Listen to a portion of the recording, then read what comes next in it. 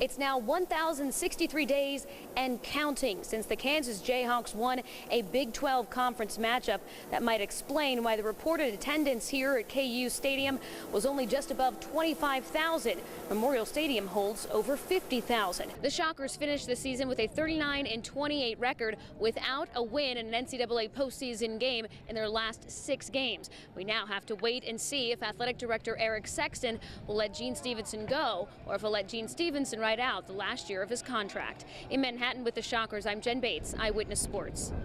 History-making season for the Shockers began with a near tragedy. On September 3rd, just as the Shockers were beginning their practice for the season, a player collapsed on the court. Now with this incredible story is Jen Bates. Well, Melissa, the story happened so long ago, this incident to DJ, it's almost like it's been forgotten, but he definitely has not been forgotten by his teammates. Like Roger said, he's here in St. Louis, and he's been with them every step of the way. Now, we have the video. I have the scanner in my head of that day of what happened, of the call that went across that scanner, but it's a small scar on DJ Bowles' chest that is his constant reminder of the day that changed everything.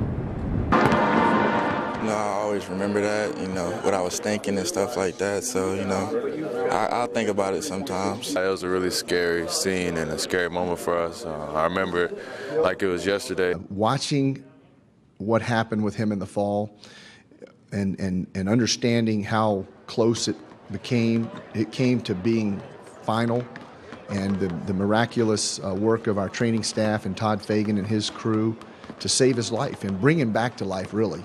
A portable defibrillator brought DJ back to life on the court, but it's the spirit he brings on the sidelines that's given the Shockers an extra jolt. They probably play a little better, a little harder, a little smarter, a little tougher, simply because he's unable to do that. Every day we look at him. I know me personally, every day I talk to him and see him, he always keeps me in a good mood. If I'm not in a good mood and I see him, it just lifts me up. I just try to encourage him, just try to help them out when they're down and stuff like that. So I guess they can look at me with motivation, but, we just try to, just go out there and just play.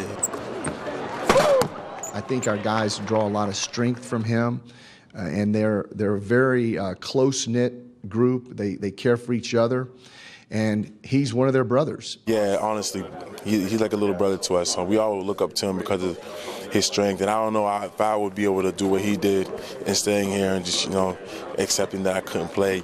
He would do anything to play with them, so they are giving everything to make sure the ride doesn't stop here.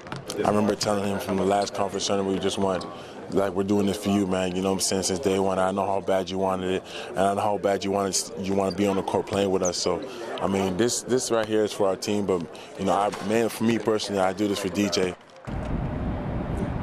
Melissa, the Shockers don't show too much emotion anytime, really, even on the court when they're winning all these games. But when I was talking to them about DJ, when they're sitting there next to DJ, Takale Cotton immediately just looked over at him and he was rubbing his neck, and just giving him a little love. So it's really cool to see them really circle the wagons around their friend and their teammate. I love to hear Coach Marshall say they draw strength from him. Absolutely. They truly are. They really do, and that's where a lot of their strength comes from. Even though he's not the loudest of people, just his presence there gives them a little extra.